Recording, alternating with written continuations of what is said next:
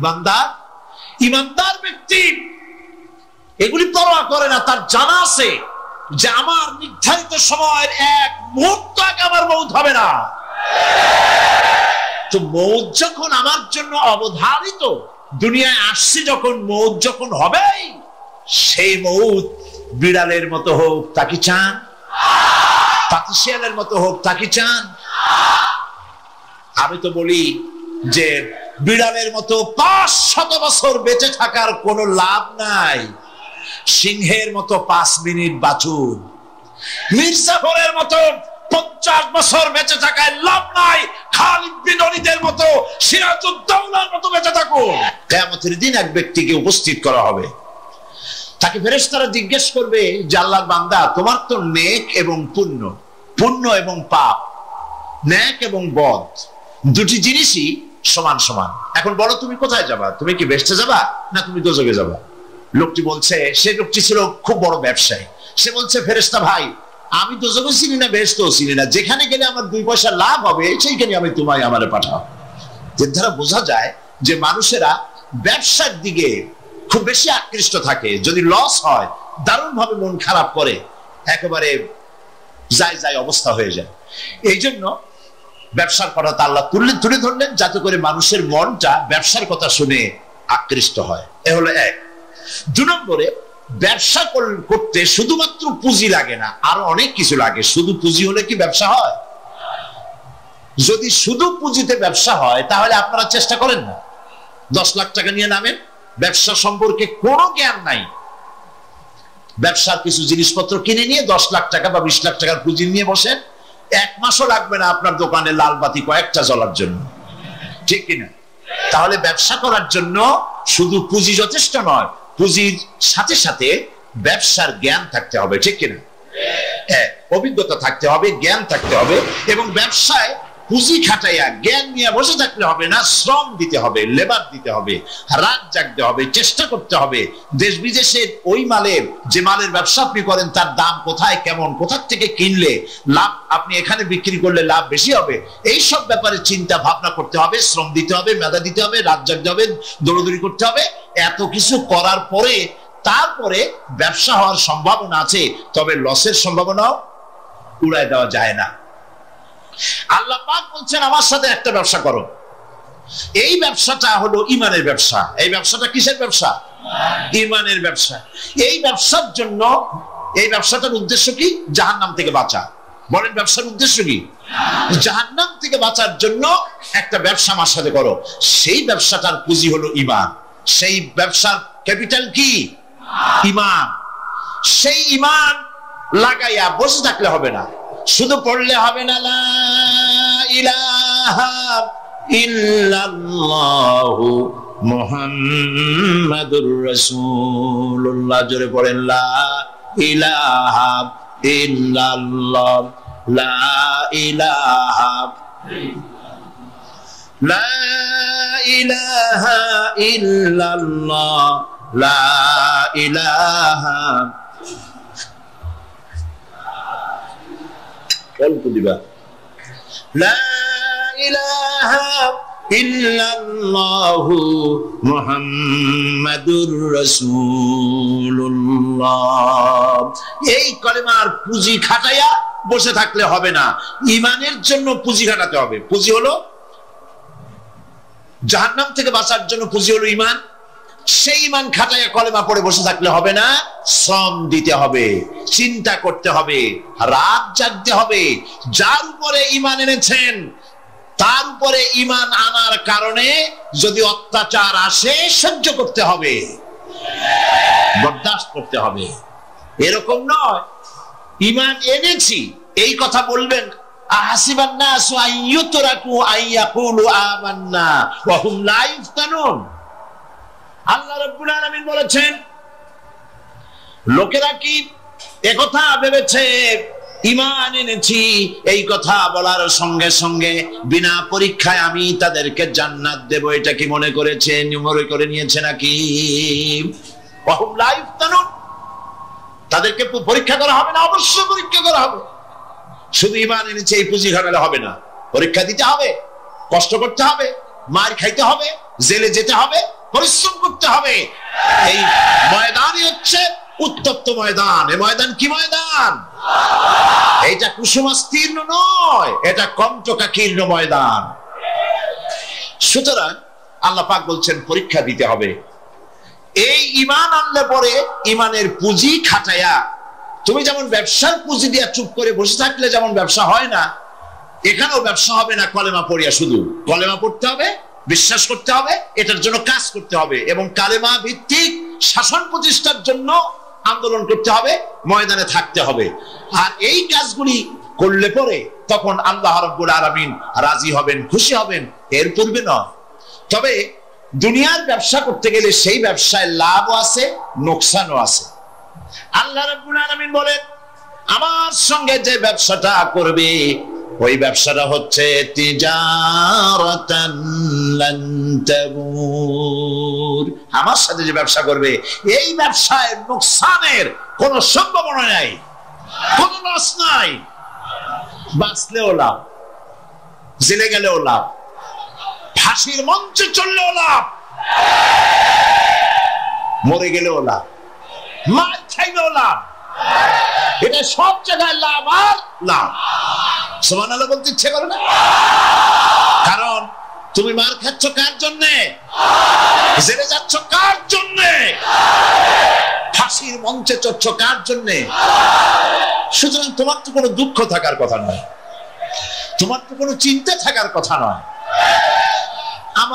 আমাকে তো আমার আল্লাহ শিখেই দিছেন কি, কুল ইন্না সালাতি ওয়া নুসুকি ওয়া মাহইয়ায়া ওয়া মামাতি লিল্লাহি রাব্বিল আলামিন। পড়েন আমার সাথে, সবাই পড়েন। ইন্না সালাতি ওয়া নুসুকি ওয়া মাহইয়ায়া ওয়া মামাতি লিল্লাহি রাব্বিল আলামিন।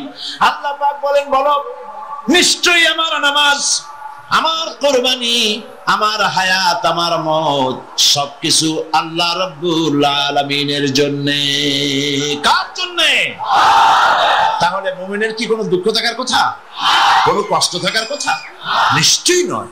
মুমিন সর্বাবস্থায় আল্লাহর উপরে রাজি থাকবে, খাইরিহি ওয়া শাররিহি মিনাল্লাহি তাআলা। আমার উপরে যদি কোনো বিপদ আসে অথবা আমার যদি কোনো সুখ আসে, সবকিছু কার পক্ষ থেকে? হয়রান হওয়ার, পেরেশান হওয়ার কোনো কারণ নাই। আমার জন্য যা হয় তার মধ্যে কল্যাণ আছে। আমি বুঝি না কল্যাণটা কত দূরে, তবে কল্যাণ হবেই হবে ইনশাআল্লাহ। আল্লাহ পাক বলছেন, শোনো, আল্লাহর উপরে ঈমান আনতে হবে। তুমিনুনা বিল্লাহ। আমরা কি জাহান্নাম থেকে বাঁচতে চাই? তাহলে আল্লাহ পাক বলছেন আমার উপর ঈমান আনো। এখন আল্লাহর উপর ঈমান আনার জন্য 4টি শর্ত আছে। কয়টি শর্ত? মুখস্থ করো। আল্লাহর উপর ঈমান আনার জন্য 4টি শর্ত। 1 নম্বরের শর্ত হচ্ছে আল্লাহ পাক আছেন, এটা বিশ্বাস করতে হবে। অনেক মুমিনও অনেক সময় প্রশ্ন করে বসে বিপদ দেখে, আল্লাহ কি আছে? এই চিন্তাই, এই ধরনের পেরেশানি আর হতাশ হয়ে কথা বলতে পারে কেবলমাত্র যাদের ঈমান যত দুর্বল, বিপদে তারা তত বেশি হতাশ হয়। যা হবে সবটাই আমার আল্লাহর ফয়সালা। কার ফয়সালা? সুতরাং আল্লাহ পাকের উপরে ঈমানটা আনতে হলে 4টি শর্ত লাগবে। আমি আশা করি এই কথাগুলি, আমি আল্লাহর সাহায্য চাচ্ছি, আল্লাহ যেন বলার তৌফিক দেন এবং আমাদের বোঝার তৌফিক দেন। একটা হচ্ছে আল্লাহর উপরে ঈমান এনেছে, এই কথাটা বললেই হবে না। ঈমান এনেছি, 4টি শর্ত লাগবে। প্রথম হচ্ছে আল্লাহ আছেন, এটা স্বীকার করতে হবে, বিশ্বাস করতে হবে। 2 নম্বরে আল্লাহর গুণাবলী সহ আল্লাহকে বিশ্বাস করতে হবে। 3 নম্বরে আল্লাহর ক্ষমতাটাকে স্বীকার এবং বিশ্বাস করতে হবে। 4 নম্বরে আল্লাহ পাকের আদেশ এবং নিষেধ, এর উপরে বিশ্বাস করতে হবে। আসুন একটা একটা করে আলোচনা করি। 1 নম্বরে আল্লাহ আছেন। আমার মনে হয় এই ব্যাপারে বক্তৃতা করার কোনো দরকার নাই, কারণ আল্লাহ নাই এই চিন্তা যারা করে তাদের এই মাহফিলে এসে বসার কোনো জরুরত নেই, ঠিক কিনা? তা আমি ধরে নিতে পারি যে যারা আসছেন, বসে আছেন, দাঁড়ায় আছেন, সব আল্লাহরে বিশ্বাস করে। সুবহানাল্লাহ। আল্লাহ ছিলেন, আছেন, থাকবে। যারা বিশ্বাস করে না এগুলো পোড়া কপাল, ঠিক কিনা? এই পোড়া কপালে। তবে আমি যদ্দূর লেখাপড়া করেছি, যদ্দূর আমি পড়াশোনা করেছি, তাতে আমি দেখেছি আল্লাহ সম্পর্কে সন্দেহ পোষণ কোন কৃষক করে না, কোন রিক্সাওয়ালা করে না, কোন কুলি মজুর করে না, কোন সিলেবাদাম বিক্রেতা করে না, কোন মাঝিরা, নৌকার মাঝিরা করে না, সাধারণ মানুষেরা করে না। আল্লাহর ব্যাপারে কোন সন্দেহ পোষণ করে না। সন্দেহ পোষণ করে কারা? বুদ্ধির ঠেলায় মাথায় চুল নাই যাদের। ওই কয়েকটা পাতা ইংরেজি বই পড়ছে, আরে থামো, আরে নাইছো না, থামো। কথা হচ্ছে যে ইউনিভার্সিটিতে কয়েকদিন ঘোরাফেরা করছে, শান্তিনিকেতন থেকে ফায়েজ ও বারাকাত লাভ করেছেন। এরপরে বলছে সব বুঝেছি। লোকেরা জিজ্ঞেস করে, বাবাজি কি বুঝেছ? There is no god. ওর বাপের মাথা বুঝছে, আল্লাহ বলতে কেউ নাই, লেখাপড়া করে এইটা বুঝছে। হায় রে কপাল পড়া। একজন কৃষক একজন ছাগলের রাখালকে আরব দেশে জিজ্ঞেস করা হয়েছিল, আল্লাহ যে আছে এর কোন প্রমাণ তুমি কি দিতে পারবা? তুমি কি প্রথমে বলো আল্লাহ আছে, তুমি কি বিশ্বাস করো? অবশ্যই করি। আল্লাহ আছে এর কোন প্রমাণ আছে তোমার কাছে? কোনো প্রমাণ নাই, তবে আমি বুঝি আল্লাহ আছে। বলে কেমনে? যে আমি তো ছাগলের রাখাল, আমি তো লেখাপড়া করিনি, আমি দার্শনিক না, বিজ্ঞানীও না, কিছু না, ছাগল পালি। আমি চিন্তা করি ছাগলে খায় ঘাস আর পায়খানা করে কতগুলো ক্যাপসুলের মতো ট্যাবলেট। আল্লাহ যদি না থাকবে সেগুলো হয় কেমন? ওর মাথা যেমন ও বুঝছেও তেমন। কথা বুঝতে পেরেছেন? ছাগলের রাখাল ছাগলের পায়খানা দেখা ওর মনেও চিন্তা আসে, নিশ্চয়ই কেউ পরিকল্পনা করে এরকম করে। কিন্তু ইউনিভার্সিটিতে কিছু সংখ্যক শিক্ষক আছেন জনগণের 12 কোটি মুসলমানের পয়সা দিয়া বেতন খায় আর বলে আল্লাহ নাই। একজন তো এই কথা কয়ে মরিয়ে গেছে। মরার সময় বেচারা বুঝতে পারছে যে কবরে গেলে দশাটা কি হবে, সেই জন্য কবরে যাব না। বলে দিল আমার দাফন করবে না, কাফন দিবা না, জানাজা দিবা না, এমনি নিয়া ফেলাইতো। তারপরে কি বলে মেডিকেল কলেজে দিয়ে দিও, ছেলেরা আমাকে অপারেশন করিয়া কাটাছেড়া করিয়া অপারেশন শিখবে। তার ওসিয়ত অনুযায়ী কাজ হয়েছে। এত বড় বুদ্ধিজীবী, তো তার ওসিয়ত তো শোনাই লাগে। ওর কাফনও হয় নাই, দাফনও হয় নাই, গোসলও হয় নাই, কপালে নাই, কি হবে? তারপরে থুইছে বার্ডেমের মধ্যে কিছুদিন পর তাকে পাঠানো হয়েছে মেডিকেল কলেজে। মেডিকেল কলেজের ছাত্ররা যখন শুনলো যে ওই লোকটার লাশ আসতেছে, ওরা দাঁড়ায় বলছে আল্লাহর হস্তে মাফ চাই, এই হুজুর এখানে আনবেন না। উনি বেঁচে থাকতে আল্লাহর অস্বীকার করছে। এখন ওনারে কাইটা যদি আমরা অপারেশন শিখি, তাহলে যে রুগীরে ধর্ম যাও বাঁচবে ওইটা মরবে। কাজী এটার ভিড়া। এরপরে মিয়া কোন জায়গায় নিল না, আবার মিয়া বার্ডেমের ডিপ ফ্রিজের মধ্যে রেখে দিছে। আমার এখন চিন্তা হয়েছে যে এই লাশটারে যদি এখন রাস্তায় ফেলায় দেয়, কুত্তাও খাবে না। কারণ আমার দেশের কুত্তা, আমার দেশের কুকুরেরা এতটা অভদ্র না যে কুকুরে এত পুরানা বাসি লাশ খাওয়ার মতো আমাদের কুকুর এত বেয়াদব হয় নাই, এতটা অসভ্য হয়ে পারে নাই। আল্লাহ পাক বলেছেন যারা আল্লাহরে অস্বীকার করে, যারা কাফের, তারা জানোয়ারের চাইতে নিকৃষ্ট। তারা হচ্ছে পৃথিবীর সমস্ত সৃষ্টি জগতের মধ্যে নিকৃষ্ট হচ্ছে তারা, যারা কাফের, যারা আল্লাহকে অস্বীকার করেছে।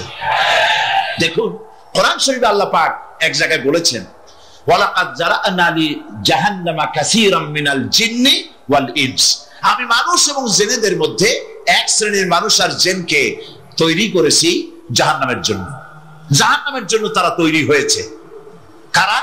লাহুম কুলুবুন লা ইয়াফকাহুনা বিহা, যাদেরকে অন্তঃকরণ দিয়েছি, এই অন্তঃকরণ দিয়ে সব বুঝলো, এই বিবেক দিয়ে সব বুঝলো, কিন্তু আমারে বুঝলো না, আমার সৃষ্টি বুঝলো না। ওয়ালাহুম আয়ুনুন লা ইউবসিরুনা বিহা, তাদের চোখ দিছি কিন্তু চোখ দিয়ে সব দেখলো, আমার সৃষ্টি দেখে আমাকে চিনলো না। তাদের কান দিলাম, এই কান দিয়া সব শুনলো, কিন্তু মজলুম দুর্বলের ফরিয়াদ তাদের কানের মধ্যে ঢুকলো না। উলাইকা কাল আনআম, আল্লাহ পাক বলেন এগুলি হলো চতুষ্পদ। কি কোন আপনারা বলেন? কি জানোয়ার? কে বলতেছেন? আপনারা কি রাগ করতেছেন নাকি? আর রাগ করলে হবেটা কি? সৃষ্টি যিনি করেছেন এই পদবাচ্যে বিশেষিত বিবেচিত করেছেন সেই আল্লাহ। আল্লাহ পাকই বলছেন, বিবেক দিলাম আমাকে চিনলে না, চোখ দিলাম আমার সৃষ্টি দেখে আমাকে উপলব্ধি করলে না, হেদায়েত পেলে না, কান দিলাম হক শুনলে না, উলাইকা কালানাম, মালিক চেনো নাই, কাজী তুমি হচ্ছ চতুষ্পদ জানোয়ারের মতো। এ পর্যন্ত বললে না হয় হতো, কিন্তু আল্লাহ আরো একটু আগায় গেলেন। আল্লাহ পাক সামনে গিয়ে বললেন, বালহু আদাল, জানোয়ারের চাইতে নিকৃষ্ট। আমি এটা বুঝি নাই, জানোয়ারের চাইতে নিকৃষ্ট আল্লাহ কইলেন কেন? পরে অনেক চিন্তা করে বুঝে আসলো। আল্লাহ পাক বলেছেন, বুঝতে চেষ্টা করতে চাইলে আল্লাহ পাক বোঝার ব্যবস্থা করে দেন। সুবহানাল্লাহ। তো এটা কেন জানোয়ারের মতো হইল কেন? পরে চিন্তা করে দেখলাম যে বিষয়টা হচ্ছে মালিককে চেনা নিয়ে, আল্লাহকে চেনা নিয়ে। পশুতে কিন্তু মালিক চেনে, পশুতে মালিক চেনে। যেমন আপনারা বাড়িতে যদি কেউ কুকুর পোষেন, কুকুর পোষেন অনেকে, এই কুকুর পোষেন কেন? কুকুর পুষেছেন চোর ডাকাত যাতে বাড়িতে হামলা না করতে পারে, সেই জন্য কুকুর পুষেছেন। গভীর রাত্রে মানুষের পায়ের আওয়াজ পাওয়ার সাথে সাথে কুকুর তার ভাষায় বিরাট গর্জন করে ওঠে, ঠিক কিনা? তার ভাষায় সে বলে, সে বলতে থাকে, তার ভাষায় সে বলে, থাম, স্টপ, পরিচয় দে তুমি কে। এখন ওই লোকটা যদি মালিক হয়, বাড়ির মালিক, কুত্তার মালিক, তাহলে সে যখন বলে এই কুকুর একটা নাম রাখে, ডবলু বল্টু কিছু একটা রেখে দেয়, তো কুত্তার নাম ধরে কুত্তারা ডাক দিল, থাম। কুত্তা তখন বোঝে আমি তো ভুল করছি, এ তো আমার মালিক। কুত্তা তখন কাছে চলে যায়, গায়ে লেজ নাড়াইয়া গায়ে বুলাতে থাকে। লেজ নাড়ানো মানে কুত্তায় গ্রিন সিগন্যাল দিয়ে দিছে, আপনি যাইতে পারেন, আপনার কোনো অসুবিধা নেই বাড়িতে ঢোকার ব্যাপারে। তাহলে দেখা গেল কুত্তায় মালিক চেনে। কুত্তা কি করে? আবার যদি চোর আর ডাকাত আসে, তাহলে কুকুর ঘেউ করে ওঠার সঙ্গে সঙ্গে চোর বা ডাকাত আওয়াজ তো করতে পারবে না, তার মালিক জেগে উঠবে। দৌড়তে গেলে আর উপায় নাই, কুত্তা আবার এখন আর লেজ নাড়বে না, চাপ করে পড়বে এবং কামড়ায় ধরবে তার ঠ্যাং অথবা ঘাড়, ঠিক কিনা? তাহলে বোঝা গেল কুত্তায় শত্রুও চেনে, মালিকও চেনে। কিন্তু এক শ্রেণীর নাস্তিক, তথাকথিত এক শ্রেণীর বুদ্ধিজীবী, যারা আল্লাহকে অস্বীকার করেছে, সব বুদ্ধিজীবী খারাপ তা না, কিছু বুদ্ধিজীবী তো নিশ্চয়ই ভালো, ঠিক কিনা বলেন? কিন্তু এক শ্রেণীর আছে যারা আল্লাহরে চেনে নাই, ওরা কিন্তু বাড়ির ওই গৃহপালিত ওই পশুর চাইতেও নিকৃষ্ট, বালহু আদাল, জানোয়ারের চাইতেও নিকৃষ্ট। মালিককে চিনতে হবে। সেই মালিককে চেনার জন্য আল্লাহ রাব্বুল আলামিন কোরআন কারীমের ভিতরে এই সূরাটির মধ্যে আল্লাহ পাক বলছেন, আমার সাথে ব্যবসা করতে হবে এবং প্রথম কাজ হচ্ছে আমাকে চেনা, আল্লাহকে চিনতে হবে। আল্লাহ আছেন তা বিশ্বাস করতে হবে। একটি কথার ভেতরে, একটি ছোট্ট সূরার মধ্যে আল্লাহ পাক বিষয়টি ক্লিয়ার করেছেন। আল্লাহ পাক বলেছেন, কুল হুয়াল্লাহু আহাদ। সূরাটি মুখস্থ আছে কিনা? পড়েন সবাই আমার সাথে, গলা ছেড়ে দিয়ে পুরুষের মতো। কুল হুয়াল্লাহু আহাদ, আল্লাহুস সামাদ, লাম ইয়ালিদ ওয়া লাম ইউলাদ ওয়া লাম ইয়াকুল লাহু কুফুয়ান আহাদ। আল্লাহ পাক বলেন, বলো হে নবী আপনি বলুন, আল্লাহ এক এবং একক,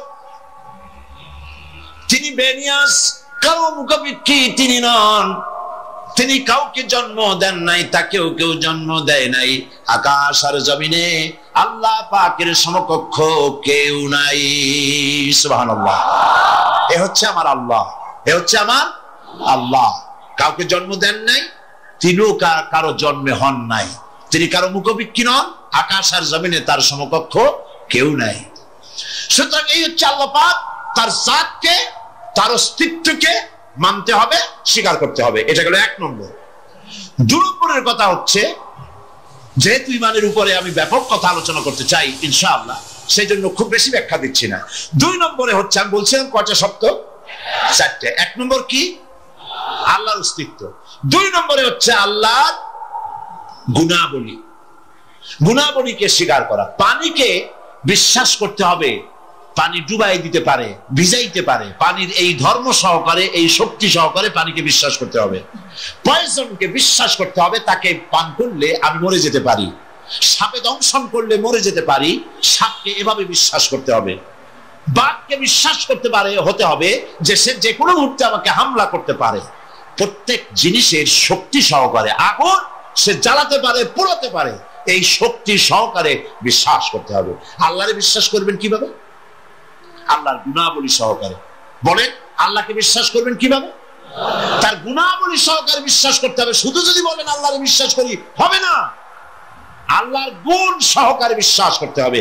এক নম্বর গুণিত হচ্ছে আল্লাহ হচ্ছেন খালিক, তিনি হচ্ছেন স্রষ্টা। আল্লাহকে আমার স্রষ্টা, আমার রব, গোটা বিশ্বের রব, বিশাল আকাশের মালিক, জমিনের মালিক, বিস্তীর্ণ পৃথিবীর মালিক, সব কিছুর একচ্ছত্র মালিককে আল্লাহ পাককে স্রষ্টা হিসেবে মানতে হবে। তিনি সৃষ্টি করেছেন, তিনি রব, তিনি সৃষ্টি করেন, তিনি প্রতিপালন করেন, তিনি পূর্ণতায় পৌঁছে দেন। এই হিসাবে তিনি তাকে বিশ্বাস করতে হবে।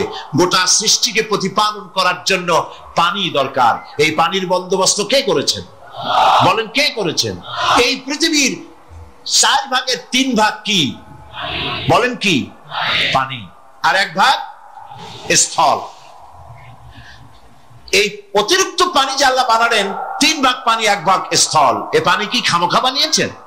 না, এই পৃথিবীকে বাঁচায় রাখার জন্যই আল্লাহ পাক পানি বানায় রেখেছেন, অতিরিক্ত পানি বানাইছেন।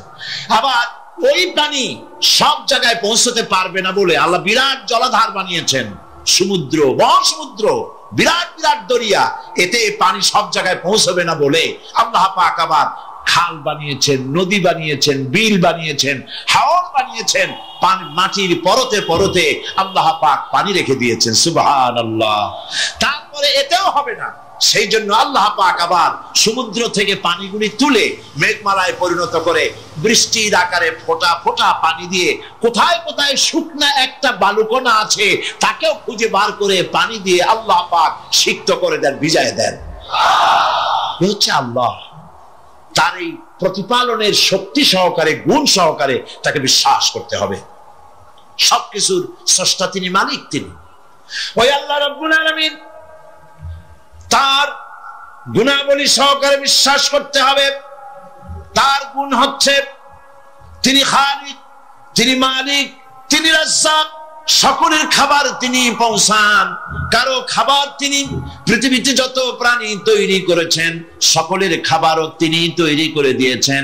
আল্লাহ পাক বলেছেন, ওয়া মা মিন দাব্বাতিন ফিল আরদি ইল্লা আলাল্লাহি রিজকুহা।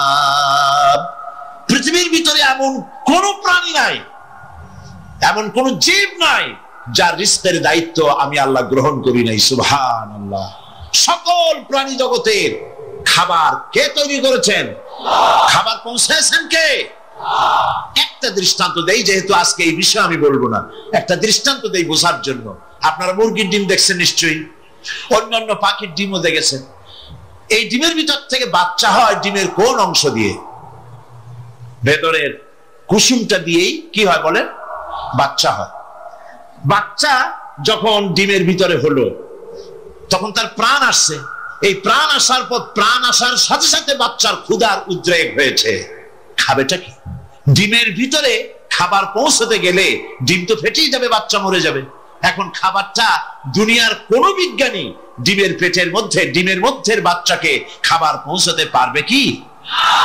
তাহলে ওই ডিমের মধ্যে বাচ্চাটাকে খাবার কে দেন? কিভাবে দেন দেখছেন আপনারা? কুসুমের বাইরে যে সাদা অংশটা থাকে এটা হচ্ছে প্রোটিন, এটা হচ্ছে খাদ্য। যতদিন এই বাচ্চাটা কুসুমের ভিতর থেকে বাচ্চায় পরিণত হয়ে যতদিন ডিমের মধ্যে থাকা লাগবে, 18 দিন বা 19 দিন, যতদিন থাকা লাগবে ততদিনের খাদ্য ওর চতুর্পাশে রেখে দেওয়া হয়েছে।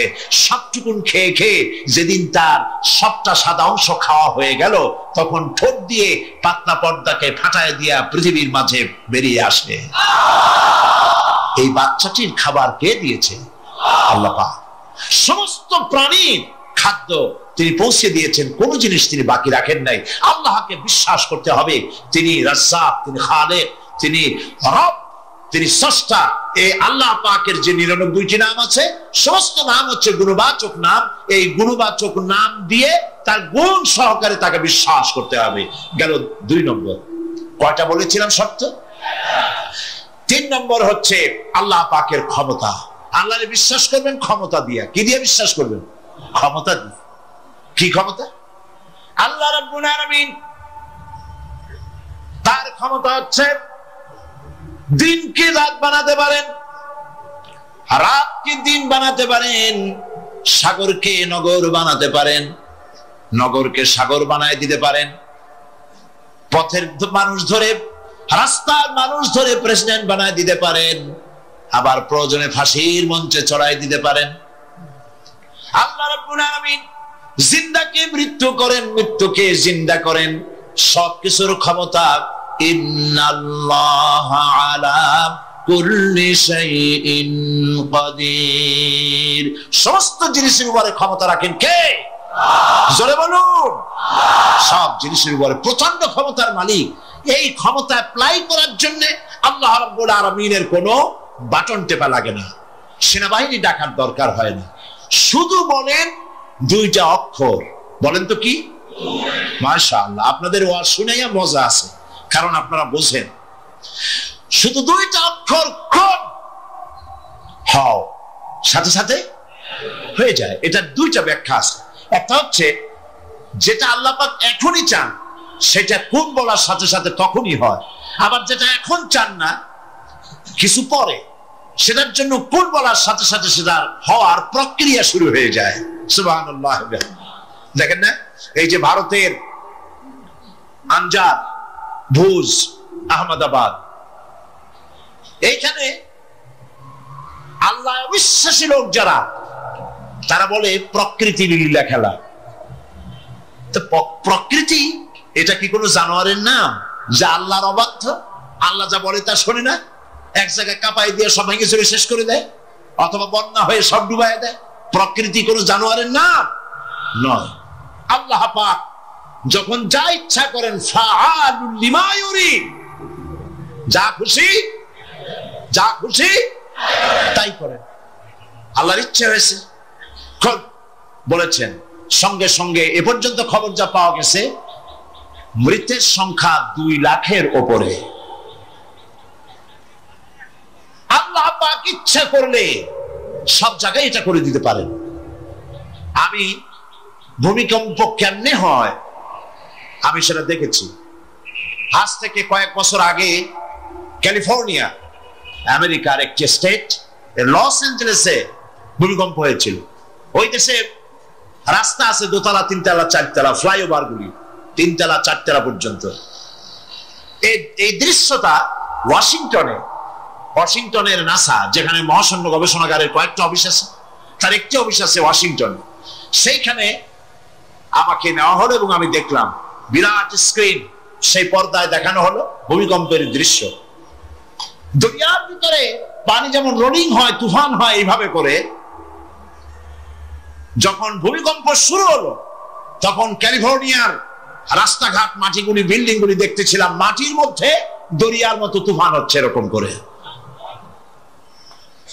পাটিসাপটা পিঠা আপনারা দেখেছেন, বা ডিমের মামলেট দেখেছেন। এটা যেমন জড়ায় 2 তলা, 3 তলা রাস্তাগুলি একটার পর একটা পেঁচাইয়া, দুমড়ে মুচড়ে, মুহূর্তের ভিতরে, 1 মিনিট তো নয়, কয়েক সেকেন্ডের ভিতরে সব শেষ হয়ে গেল, লন্ডভন্ড হয়ে গেল। এইখানে কোনোদিন মানুষের বসতি ছিল বলে তার কোনো প্রমাণ নাই। কিন্তু দুর্ভাগ্যজনক সত্য, এই মানুষ এগুলি চোখে দেখে, তারপরেও বিশ্বাস করতে পারে না। কপাল পোড়া।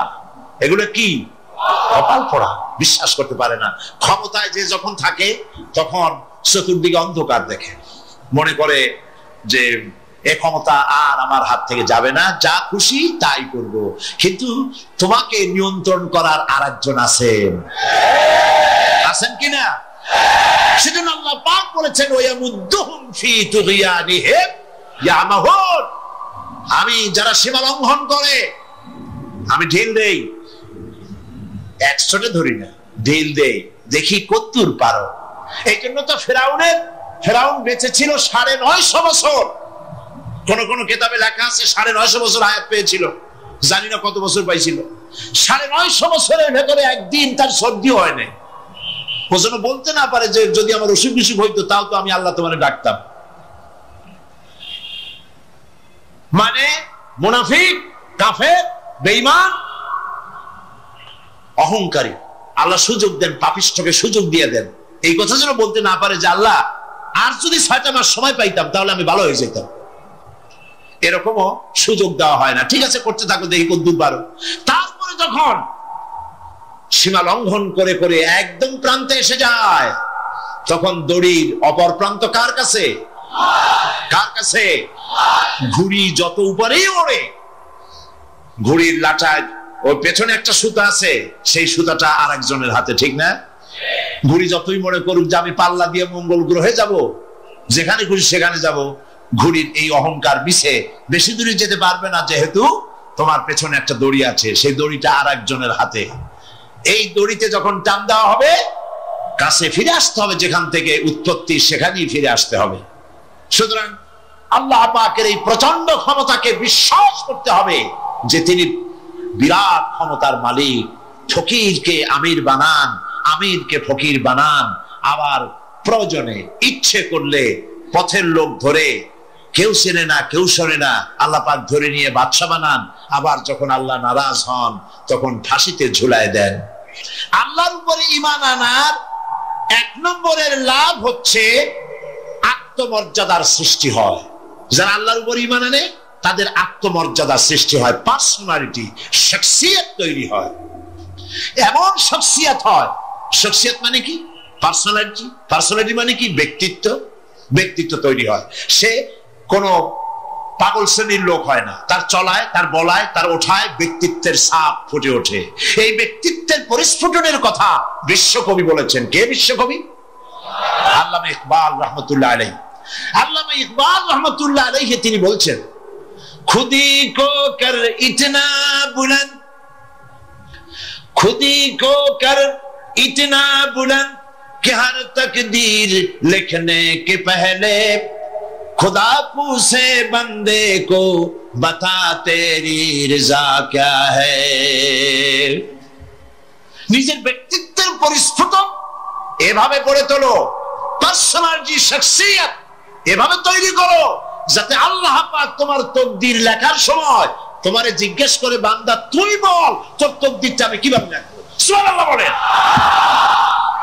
এটাই হচ্ছে ঈমানের প্রথম কথা। ঈমান জানে তার মধ্যে মর্যাদার সৃষ্টি হয়, সে কোনো কিছুকে ভয় পায় না, আত্মমর্যাদা আসে। কারণ ঈমান আনার আগে, খুব খেয়াল করুন, ঈমান আনার আগ পর্যন্ত সে ভয় করত সাপকে, তাই সাপকে পূজা করত। সে ভয় পেত পাথরকে, তাই পাথর পূজা করত। সে ভয় পেত সূর্যকে, তাই সূর্যকে পূজা করত। সে ভয় পেত পানিকে, তাই পানি পূজা করত। ভয় পেত আগুনকে, তাই আগুনকে পূজা করত। ভয় পেত বিরাট গাছ, ওইটারই পূজা করত। যেটা বড় ওইটারই পূজা করত। কিন্তু ওর জানা নাই এর থেকে বড় এগুলি সৃষ্টি, এর থেকে যিনি সৃষ্টি করেছেন সৃষ্টির শক্তি বেশি না স্রষ্টার শক্তি বেশি? তো পাগলের মতো এগুলোর সামনে মাথা নত করো কেন? এই জন্য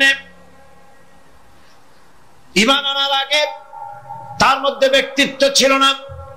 যেখানে যা দেখেছে মাথা নত করেছে, পূজা করেছে, অর্চনা করেছে। কিন্তু কোরআন তাকে শুনাইছে, ইন্নাল্লাযীনা তাদউনা মিন দুনিল্লাহি ইবাদুন আমসালুকুম। আল্লাহ পাক বলেন, আমাকে বাদ দিয়ে এরা যেই সব জিনিসের পূজা করে, মাথা নত করে এবং ওদের কাছে শক্তি আছে বলে মনে করে, তোমাদের জেনে রাখা উচিত ওরা তোমার মতো আমার গোলাম। আল্লাহর প্রতি ঈমান আনায় মানুষ বিনয় এবং বিনম্র প্রকাশ করে, সে অহংকারী হতে পারে না। আল্লাহর উপরে যে ঈমান আনে সে অহংকারী হইতে পারে না, কারণ আল্লাহ বলে দিয়েছে, ইয়া মাশারাল জিন্নি ওয়াল ইনস إن استطعتم أن تنفذوا من أقطار السماوات والأرض فانفذوا لا تنفذون إلا بسلطان। যারা অহংকারী, যারা স্বৈরাচারী, যারা জালিম, আল্লাহ পাক তাদেরকে বলছেন, হে পৃথিবীর মানুষেরা, জেনেরা, যদি সম্ভব করতে পারো, আমার আইন ভালো লাগে না, আমার ইসলাম পছন্দ হয় না, আমার আলেম ভালো লাগে না, আমার কোরআন ভালো লাগে না, অবস্থা যদি এমনটি হয়, বেরিয়ে যাও, বেরিয়ে যাও।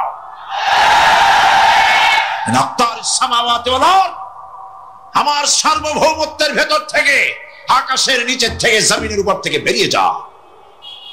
ফানফুযু লা তানফুযু ইল্লা বিসুলতান। কোথায় যাও? পালাবার জায়গা নাই, বেরোতে পারবে না। আকাশ আর জমিন দিয়ে প্যাকেট করে রেখেছি, পালাবার জায়গা নাই। কোথায় যাইবা? জুলুমের হাত যত আছে করতে থাকো, আর আল্লাহ রাব্বুল আলামিন দেখতেছেন। সুতরাং ইমানদার ব্যক্তি, তার মধ্যে বিনয় আসে, বিনম্র হয়। সে পয়সা করে আসে বলে অহংকার করে না, কারণ আল্লাহ বলেছেন, ওয়াল্লাহুল গানিয়্যু ওয়া আনতুমুল ফুকারা। আল্লাহ সাফ বলে দিয়েছেন, আল্লাহই হচ্ছেন কারো মুখাপেক্ষী নন, সম্পদশালী। আল্লাহর কোন সম্পদের অভাব নাই। ওয়া আনতুমুল ফুকারা, দুনিয়ায় তোমরা যা বাস করো সব ফকিরের গোষ্ঠী, কিচ্ছু নাই তোমাদের। তোমাদের যা দি খাইয়া শেষ করে ভালো, আর আমার কাছে যা আছে আমি শুধু দিতে থাকি, আর ভাণ্ড শুধু ভরাই থাকে, মোটেও খালি হয় না। সুবহানাল্লাহ। কাজী মুমিন বান্দা সে অর্থ এবং বিত্তের অহংকার করে না, বিদ্যার অহংকার করে না। অর্থ বিত্ত কত আছে তোমার, কয় টাকার মালিক? আল্লাহ যদি ইচ্ছে করে ব্রেনের ভিতরে যদি টিউমার ঢুকায় দেন, ব্রেনের একটা নার্ভ আর একটা নার্ভের সাথে জড়ায় দেবেন, জায়গা হবে কোথায়? হেমায়তপুর। হেমায়তপুর কোথায়? কাছেই, পাবনা। সুতরাং আল্লাহ পাক ইচ্ছে করলে এটা করে দিতে পারেন, পারেন না? খুব করতে পারেন। হার্টের ভেতরে ক্যান্সার দিয়ে দিতে পারেন। 14 গোষ্ঠী বিক্রি করলেও ডাক্তারের পয়সা হবে না, পারেন না আল্লাহ পাক? পারেন কিনা? পারেন। সেই জন্য যত বড় ধনী হোক, পয়সার মালিক হোক, আল্লাহর উপর ঈমান আনলে পরে যে গুণটা হয়, সে অহংকারী হয় না, বিনয়ী হয়।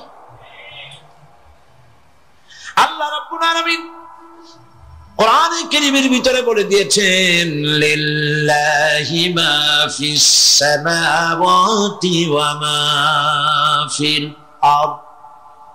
যারা সামান্য একটু রাজত্ব পাইয়া, ছোট্ট ছোট্ট একটা দেশের প্রেসিডেন্ট, প্রধানমন্ত্রী, কি হনুরে, এরকম একটা ভাব।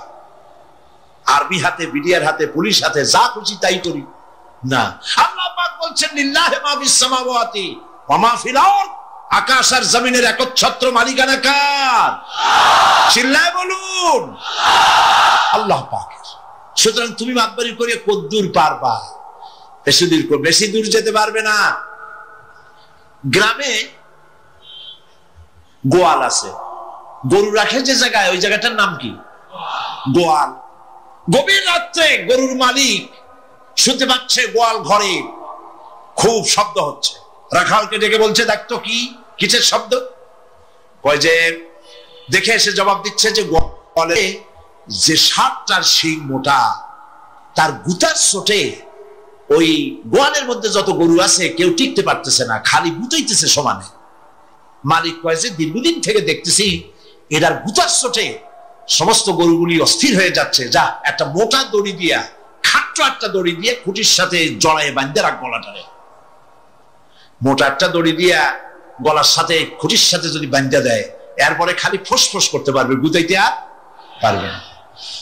ঠিক অনুরূপ ভাবে কোন জনপদ থেকে, কোন দেশ থেকে যখন দেশের মানুষেরা, যখন দেশের নিরস্ত্র মানুষেরা, গরিব মানুষেরা যখন আল্লাহর দরবারে গভীর রাত্রে ফরিয়াদ তোলে, আল্লাহ জুলুমে অত্যাচারে জর্জরিত হয়ে গেলাম, মার খেতে খেতে শেষ হয়ে গেলাম, অত্যাচারে অত্যাচারিত হচ্ছি, চিৎকার মারতে থাকে, আল্লাহ পাক তখন তার নজর দিয়ে দেখেন। আল্লাহ তো দেখতেই থাকেন সব সময়ের জন্য। আল্লাহ পাক কার কারণে এগুলি হচ্ছে, আল্লাহ পাক টের পান। শিং কারো কারো মোটা হয়েছে, আজরাইলকে পাঠায় দেন, যাও খাটো দড়ি দিয়ে বাঁধে থো। খাটো দড়ি কোনটা বুঝছেন? 3 হাত, 3 হাত। কবর কোনটা? খাটো দড়ি দিয়ে বাঁধিয়েছ। সুতরাং কত বড় বড় রাজা বাদশা ক্ষমতা এলো, মানুষের উপরে জুলুম করলো, আল্লাহ পাক তার ইন্তেকাম নিয়েছেন। সেই আল্লাহ এখন আর নাই। নাউজুবিল্লাহ। সে আল্লাহ আছেন কিনা? পূর্ণ শক্তিতে বহাল কিনা? হুয়াল হাইয়ুল কাইয়্যুম। এমন অবস্থা নয় যে বাংলাদেশে কি হচ্ছে আর আল্লাহ টের পাচ্ছেন না। কি বলেন? আল্লাহ রাব্বুল আলামিন বলেন, লা তাখুযুহু সিনাতুন ওয়ালা নাওম। ঘুম নাই, তন্দ্রা নাই। কার? ঘুমানো না, তন্দ্রাও যায় না। তন্দ্রা কারে কয়? জি, ঝিমঝিম, ঝিমানি, যাই বলেন আপনারা বুঝে নিয়ে। ওই যে বসে বসে এরকম করে, আল্লাহ ওরকমও করেন না। ঘুমো নাই, তন্দ্রাও নাই। হযরত মুসা আলাইহিস সালাম বলছিলেন যে আল্লাহ তুমি নাকি ঘুমাও না। মুসা আলাইহিস সালাম তো খুব আদরের নবী, আল্লাহ পাকের খুব আদরের নবী, দারুণ আদর। আল্লাহ পাক বলছেন, মুসা আমি তোমারে আমার জন্য বানাইছি। সুবহানাল্লাহ। কোরআন শরীফে আছে, আল্লাহ পাক বলছেন, মুসা আমি তোমারে আমার জন্য বানাইছি। তোমাকে যখন তোমার মা দরিয়ায় ভাসায় দিয়েছিল, আমি তোমার বাক্সর দিকে তাকাইছিলাম। সুবহানাল্লাহ। আল্লাহ যদি বলেন আমি তাকাইছিলাম, সুবহানাল্লাহ। তোমারে আমার জন্য বানাইছি। সুতরাং হযরত মুসা আলাইহিস সালাম তিনি বলছেন আল্লাহ পাককে খুব আদরের নবী তো, আল্লাহ তুমি নাকি ঘুমাও না। আল্লাহ কয় তুমি বিশ্বাস করো না। হযরত মুসা আলাইহিস সালাম বললেন আল্লাহ অবশ্যই বিশ্বাস করি, তবে বুঝি না বিষয়টা কি, বুঝি না কেমনে না ঘুমাই পারে, বুঝি না। আল্লাহ আচ্ছা ঠিক আছে, তুমি যখন বিশ্বাস করছো তখন আর অসুবিধা নেই, বিশ্বাস না করলে মুসিবত ছিল। পয়গম্বর মানুষ তাকে তো বলতেই হবে বিশ্বাস করি, তবে বুঝি না। আল্লাহ কয় ঠিক আছে বিশ্বাস যখন করো আমি বুঝাই দেবো। নিয়ে আসো এক গ্লাস পানি। এক গ্লাস পানি নিয়ে আসো, দাঁড়ায় থাকো। মুসা আলাইহিস সালামকে আল্লাহ বললেন পানি নিয়ে দাঁড়ায় থাকো, আর ঘুমের আল্লাহ করলেন মুসারে দাও। মুসা আলাইহিস সালামের ঘুম এসে গেল। ঘুমের আমেজে হাতটা শিথিল হয়ে গ্লাসটা পড়ে ভেঙে চুরমার হয়ে গেল। হযরত মুসা আলাইহিস সালাম ভয় পেয়ে গেলেন। আল্লাহ পাক শোনায় দিলেন ভয়ের কোনো কারণ নাই, একটা পরীক্ষার জন্যই দিলাম, তোমার বোঝার জন্যই দিলাম। তুমি যেমন এক গ্লাস পানি নিয়ে, একটা গ্লাস নিয়ে এক মুহূর্ত দাঁড়াতে পারলে না, ঘুম আসলো আর হাত থেকে পড়ে গ্লাসটা ভেঙে গেল। মুসারে তুমি বুঝে নাও, তুমি জেনে রাখো তামাম সৃষ্টি জগৎ তোমার আল্লাহ আল্লাহ রাব্বুল আলামিনের হাতের মুঠার মধ্যে রয়েছে। আল্লাহ রাব্বুল আলামিন যদি ঘুমায় যান, এই পৃথিবীর আকাশ এবং জমিনের সব ট্রাফিক কন্ট্রোল আল্লাহ পাক নিজেই করেন। যদি তিনি ঘুমায় যান সব শেষ হয়ে যায়। বাংলাদেশে কি হচ্ছে, পৃথিবীর কোথায় কি হচ্ছে তা আল্লাহ দেখছেন না? চিল্লায় বলো দেখছেন না? সে আল্লাহ রাব্বুল আলামিন তিনি পরিষ্কার করে বলছেন, যারা নাকি মুমিন বান্দা তারা অহংকারী হয় না, ক্ষমতায় থাকুক ক্ষমতায় না থাকুক কোন অবস্থাতেই অহংকারী হতে পারে না। আল্লাহ পাক শুনাই দিয়েছেন যারা অহংকার করে তাদেরকে পরিষ্কার করে বলেছেন, ওয়ালা তামশি ফিল আরদি মারহান ইন্নাকা লান তাখরিকাল আরদা ওয়া লান তাবলুগাল জিবালা তুলা ওয়ালা তামশি ফিল আরদি মারহান। খবরদার আমার জমিনের উপরে অহংকারের পথে বড় হেঁটো না। দেখছেন না কত আছে অহংকার করে হাঁটে, জমিনের উপরে জুতা পায়ে দিয়ে মচ মচ করে হাঁটতে থাকে। ওয়ালা তামশি ফিল আরদি মারহা ইন্নাকা লান তাখরিকাল আরদা। তুমি কি তোমার পদাঘাত দিয়ে আমার জমিনটারে ভাটায় দিতে পারবা? বলেন পারবে? যদি শক্তি থাকে দাও লাথি, তোমার ঠ্যাং ভাঙবে, মাটির কিচ্ছু। ওয়ালান তাখরিকাল আরদা মা, তুমি আমার এই জমিনটাকে ধসাই দিতে পারবে না। ওয়ালান তাবলুগাল জিবালা তুলা, আর পাহাড়ের উচ্চতা লাফ দিয়ে তুমি ছাড়াই যেতে পারবে না। আমার জমিনও ফাটাইতে পারবে না লাথি দিয়া, লাফ দিয়ে পাহাড়ের উচ্চতাও ছাড়াইতে পারবে না। তো এত লাফাও কেন? বলেন, কম লাফাও, শক্তি কম দেখাও। আল্লাহ রাব্বুল আলামিন আবার বলেন, ওয়াইবাদুর রহমানিল্লাযীনা ইয়ামশুনা আলাল আরদি হাওনা। আল্লাহর বান্দা যারা, সত্যিকারের বান্দা যারা, তারা দুনিয়ার বুকে বিনয়ের সাথে হাঁটে, মাথা নিচু করে বিনয়ের সাথে হাঁটে। সুবহানাল্লাহ, আলহামদুলিল্লাহ। আল্লাহর উপরে ঈমান আনার 3 নম্বরের ফায়দা হলো মুমিন ব্যক্তির মধ্যে বীরত্ব এবং নির্ভীক ভাব তার মধ্যে এসে যায়। সে নিজে মুজাহিদ, সে বীর, সে কাপুরুষ নয়। সুবহানাল্লাহ।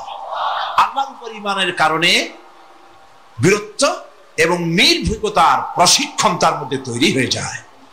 কারণ মানুষের সবচেয়ে বড় ভয় হলো মউতে। বলেন তো দেখি, বড় ভয় কিসের? বলেন সবাই। আর যারা বললেন না, তারা, তাদের মউতের কোনো ভয় নেই। মউতের ভয় আছে কিনা? আছে। কিন্তু ভয় করে যাবেন কই? ভয় তো সেইটারে করা যায় যেটাকে ভয় করে এড়ানো যায়। এখন মৃত্যুকে ভয় করে আপনি কি এড়াইতে পারবেন? পারবেন? আল্লাহ পাক বলছেন, মুমিন নির্ভীক হবে, বীরত্বে পরিপূর্ণ হবে, কাপুরুষ হবে না, মউতের ভয়তে পালায়ে বেড়াবে না। আল্লাহ পাক বলছেন, কুল ইন্নাল মাউতাল্লাযীনা তাফিররুনা মিনহু ফাইন্নাহু মুলাকীকুম। মরণ থেকে পালাও তুমি, মরণ তোমায় লইবে ঘিরি, যদিও সুদূর আকাশ পানে, লুকাও সেথায় লাগিয়ে সিঁড়ি। এ মহারোগের চিকিৎসক নাই, নাই সে ঔষধ জগতে, খুঁজিয়া কাতর হইলে কি হবে, পারিবে না তারে ফিরাতে। মৃত্যু যখন তোমার এসে যাবে, তোমাকে মৌতের হাত থেকে কেউ রেহাই দিতে পারবে না। মৃত্যু তোমার হবেই। সুতরাং মৌত যখন হবে, তখন তাকে ভয় করে তো কোনো লাভ নাই। আর মৃত্যু কোথায় হবে, কখন হবে, আমরা কেউ জানি না। জানেন? ওয়ামা তাদরি নাফসুম বিআইয়ি আরদিন তামুত। কোন মাঠে, কোন ময়দানে কখন মৌত হবে কারো জানা নাই। এই গত নভেম্বর মাসের শেষ দিকে আমি লন্ডন সফর করেছিলাম। এক ভাইয়ের কাছে শুনলাম, আমি অবাক হয়ে গেলাম। তিনি পত্রিকায় দেখে আমাকে বলেছেন, এক লোক 8 তলা থেকে 8 তলা বিল্ডিং এর ছাদের উপরে পড়ে গেছে। 8 তলা বিল্ডিং এর ছাদের উপর থেকে পড়িয়া তার কিছু হয়নি, হাত পাও ভাঙে নাই, মরেও না, খালি কিছু চামড়া টামড়া ছিঁড়ে গেছে। তাড়াতাড়ি অ্যাম্বুলেন্স আসছে, অ্যাম্বুলেন্সে তাকে নিয়ে গেছে, হসপিটালে নিয়ে যাবে চামড়াগুলো সেলাই করে দেওয়ার জন্য। অ্যাম্বুলেন্সে উঠাইয়া তাড়াতাড়ি অ্যাম্বুলেন্স আসছে। দরজা যেভাবে লাগাইছে, দরজাটা ভালোভাবে লাগে নাই। দেখেন না, মাইক্রোবাসে বা অ্যাম্বুলেন্সে অনেক সময় দরজা এরকম মারে, মারার পরে অনেক সময় লাগে না, যার জন্য ড্রাইভার বলে যে দরজাটা ভালো করে লাগায় না। ঠিক না? দরজাটা ভালো করে লাগে নাই। সামনে চলতে গিয়ে এই গাড়িটার ব্রেক কষতে হয়েছে ড্রাইভারের কোনো কারণে। যেই না ব্রেক কষেছে, আর অমনি দরজা যেটা লাগছিল না ভালো করে, দরজাটা খুলে গেল। আর রুগীটা 8 তলা কাছে পড়ছিল, ওইটা ছিল পাশে, সে ছিটকে গিয়ে রাস্তায় পড়লো। আর একটা বাস সামনের থেকে এসে মাটিতে তার রিসেপ্টটা করে দিয়ে চলে গেল। শুনিয়া আমার মুখ থেকে বেরিয়ে গেল, আল্লাহু আকবার। বলেন আল্লাহু আকবার। কি আল্লাহ পাকের কি প্রচন্ড ক্ষমতা, কি ইচ্ছা তার। মৃত্যুর জন্য সময় লাগবে, জায়গাও লাগবে, দুটো জিনিস এক হতে হবে। আল্লাহর যাকে যে মৃত্যু দিবেন, মৃত্যুর জন্য সময় এবং জায়গা দুটোর কম্বিনেশন হতে হবে। 8 তলা থেকে পড়বে ঠিক, কিন্তু মরবে না। আজরাইল অপেক্ষা করতেছে রাস্তায়, বাস আসবে যখন। 8 তলা থেকে পড়লো, অবিশ্বাস্য ভাবে লোকটা বেঁচে গেল। আর হসপিটালে তার যাওয়া হলো না, গাড়ির দরজা খুললো, রাস্তা দিয়ে পড়লো, আজরাইল দ্রুত তার কাম সেরে চলে গেল। সুতরাং মুমিন ব্যক্তি আল্লাহর উপর ঈমান আনার কারণে দুর্জয় মনোবল সৃষ্টি হয়। কাপুরুষ জীবনে কয়েকবার মরে, সাইকেলের টায়ার বাস্ট হয়েছে শুনে বেহুশ হয়, তারপরে ট্রাকের টায়ার বাস্ট হয়েছে শুনলে কানের তারা ফেটে যায়, বোম বাস্ট হয়েছে আওয়াজ শুনে হার্ট ফেল করে, পাতিশিয়ালের ডাক শুনলে কোনো হুঁশই থাকে না। এই হচ্ছে কাপুরুষদের কাজ। আর ইমানদার ব্যক্তি এগুলি পরোয়া করে না। তার জানা আছে যে আমার নির্ধারিত সময়ের এক মুহূর্ত আগে আমার মৌত হবে না। তো মৌত যখন আমার জন্য অবধারিত, দুনিয়ায় আসছি যখন, মৌত যখন হবে, সেই মৌত বিড়ালের মতো হোক তা কি চান? পাতিশিয়ালের মতো হোক তা কি চান? আমি তো বলি যে বিড়ালের মতো 500 বছর বেঁচে থাকার কোনো লাভ নাই, সিংহের মতো 5 মিনিট বাঁচুন। মির্জাফরের মতো 50 বছর বেঁচে থাকায় লাভ নাই, খালিদ বিন ওলীদের মতো, সিরাজউদ্দৌলার মতো বেঁচে থাকুন।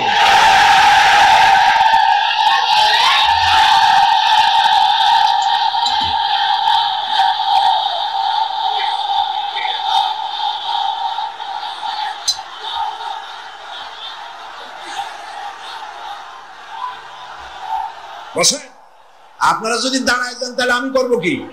বসেন বসেন। সেই জন্য এই ক্ষণস্থায়ী জীবনকে কেন সেই অনন্ত সুখময় জীবনের জন্য উৎসর্গ করে দেব না, যা আল্লাহর কাছে পাওয়া যাবে কিয়ামতের দিন। দেখেন, মৃত্যু হওয়া উচিত মুসলমানদের, শাহাদাতের মৌত হওয়া উচিত। কি মৌত হওয়া উচিত? আল্লাহকে আজকে প্রাণ খুলে বলি, আল্লাহ জীবন তো নিবাই, সুতরাং জীবন যখন নিবা, মৌতটা শাহাদাতের মৌত তুমি আমাদের দান করে দিও। কাপুরুষের মতো মরতে চাই না, শাহাদাতের মৌত চাই। সুবহানাল্লাহ বলেন, আমিন বলেন। মুমিন ব্যক্তি তার বড় ফায়দা, সে সাহসী হয়। সুবহানাল্লাহ বলেন। দেখেন, বুখারী শরীফের হাদিস, যুদ্ধের জন্য, বদরের যুদ্ধ, রাসূলুল্লাহ সৈন্যদেরকে রিক্রুট করছেন, কিন্তু কথা বলতে গিয়ে রাসূল করিম সাল্লাল্লাহু আলাইহি ওয়াসাল্লাম দাওয়াত দিচ্ছেন, কিন্তু মনে মনে চিন্তাও করছেন যে সামান্য কিছু লোক, অস্ত্রপাতি কম, এই জিহাদের অবস্থাটা তারা কিভাবে নেবে। একজন যুবক সাহাবী দাঁড়ায় গেলেন, তার নাম মিকদাদ রাদিয়াল্লাহু তাআলা আনহু। যুবক, এই পৃথিবীতে যুবকদের ইসলামের সবচাইতে অবদান কাদের? চিল্লায় বলো। যুবকদের অবদান সবচাইতে বেশি। হযরত মিকদাদ রাদিয়াল্লাহু তাআলা আনহু তিনি দাঁড়ায় গেলেন, তিনি বললেন, ইমদি বিনা ইয়া রাসূলুল্লাহ হাইসুমা তাশা। হাদিস, হে রাসূল, আপনি আমাদেরকে নিয়ে চলুন। কত সৈন্য তারা আসতেছে, কত অস্ত্র নিয়ে আসতেছে, এটা আমাদের ভাববার বিষয় নয়। আপনি আমাদের নিয়ে চলুন, হাইসুমা তাশা, আয় হাইসুমা আমারাকাল্লাহ, আল্লাহ আপনাকে যেদিকে আমাদের নিয়ে যাইতে কয় আপনি সেই দিকে আমাদের নিয়ে চলুন। ইন্না লা নাকুলু লাকা কামা ক্বালা বনু ইসরাঈল লিমূসা আলাইহিস সালাম, ইযহাব আনতা ওয়া রাব্বুকা ফাকাতিলা ইন্না হাহুনা কাঈদুন। অর্থাৎ, হে রাসূল, আমরা বনি ইসরাইলের মতো বলবো না। শোনেন, আমরা বনি ইসরাইলের মতো বলবো না যে মুসা তুমি এবং তোমার আল্লাহ এই দুইজনে গিয়ে ফেরাউনের বিরুদ্ধে যুদ্ধ করো, আমরা যাবো না, আমরা বসে থাকবো। এই কথা আমরা বলবো না। আমরা মুসা আলাইহিস সালামের উম্মত নই, আমরা মুহাম্মদ সাল্লাল্লাহু আলাইহি ওয়াসাল্লামের উম্মত। বরং আমরা বলবো, বাল ইযহাব আনতা ওয়া রাব্বুকা ফাকাতিলা ইন্না মাআকুমা মুকাতিলুন। বরং আমরা বলবো, আপনি চলুন, আমরা আপনার সাথে আল্লাহর হুকুম মাফিক লড়বো, জিহাদ করব, ততক্ষণ পর্যন্ত মা দামাত আইনুম মিন্না তাতাররাফ, যতক্ষণ পর্যন্ত আমাদের চোখের পাতা নড়তে থাকে ততক্ষণ আপনার সাথে থেকে কাফেরের বিরুদ্ধে লড়াই করে যাব। জীবনের পরোয়া তারা করেন নাই, জীবনের পরোয়া করেননি। হুজুর সাল্লাল্লাহু আলাইহি ওয়াসাল্লাম দারুণ ভাবে খুশি হয়ে গেলেন। হুজুর হেজিটেট ফিল করছিলেন যে এই সামান্য কিছু লোক, অস্ত্র নাই, পাতি নাই, এতগুলি লোকের বিরুদ্ধে যুদ্ধ করতে যাবে। যুবকের মুখে এই কথা শুনে হুজুর দারুণ খুশি হলেন। আল্লাহর নবী বললেন, কুমু বিনা ইলা জান্নাতিন, জান্নাতুন আরদুহা কারদিস সামাওয়াতি ওয়াল আরদ।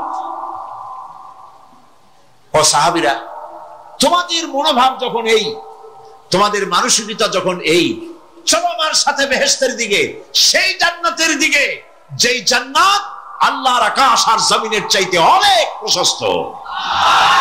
চলো আমার সাথে বেহেশতে, সুবহানাল্লাহ, চলো আমার সাথে জান্নাতে। ফাকামা উমাইর বিন হামাম ওয়া কানা ইয়াকুলু আত-তামার।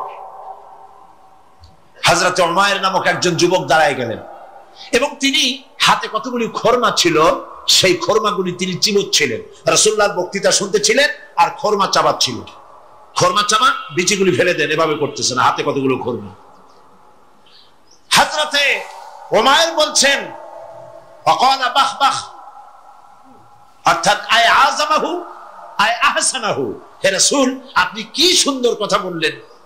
আপনার সাথে লড়াই করতে যাব কাফেরদের বিরুদ্ধে, সেই লড়াই করলে এমন বেহেশত পাবো যে বেহেশত হবে আকাশ আর জমিনের চাইতেও প্রশস্ত।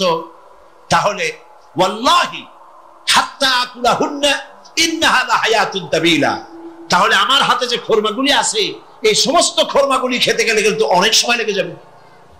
এত সময় বেহেশতে যাওয়ার জন্য আমি তো তর সহ্য করতে পারবো না। ফারামাবিহিন্না, হাতের সব খরমা ফালায় দিলেন, যুদ্ধে ঝাঁপায় পড়লেন। অনেকক্ষণ কাফেরদের বিরুদ্ধে লড়াই করে হযরত উমাইর শাহাদাত বরণ করলেন। রাসূলুল্লাহ তার লাশের কাছে গিয়ে আঙ্গুল দিয়ে ইশারা করে বললেন, ইন্নাকা মিন আহলিহা। উমাইর, তুমি যেই বেহেশতে যাওয়ার জন্য খরমাগুলি খাওয়ার সময় পাচ্ছিলে না, তাড়াতাড়ি করে খরমাগুলি হাত দিয়ে ফেলে দিয়েছিলে, আমি আল্লাহর রাসূল, আমি সাক্ষী দিচ্ছি অবশ্যই আল্লাহর সেই জান্নাত তোমার জন্য অবধারিত। মুমিন ব্যক্তি সে কখনো মৃত্যুর ভয়ে উদ্দেশ্য হাসিল থেকে চুপ করে বসে থাকে না। সে ভয় করে কেবলমাত্র কাকে? সে মৃত্যুর ভয়, মৃত্যু হবে এবং আমার জন্য বিশ্বাস রাখতে হবে, আমার জন্য যদি কোনো বুলেট এর উপরে আমার নাম লেখা থাকে, পৃথিবীর সমস্ত মানুষ আমাকে পাহারা দিয়ে সেই বুলেট থেকে আমাকে রক্ষা করতে পারবে না। আর যদি কোনো বুলেটে আমার নাম লেখা না থাকে, সারা পৃথিবীর সমস্ত মানুষ বৃষ্টির মতো গুলি বর্ষণ করলেও একটি গুলিও আমাকে বিদ্ধ করতে পারবে না। এটার নাম হলো ঈমান। এটার নাম কি? এই ঈমান পেলাম কোথায়? কোথায় পেলাম?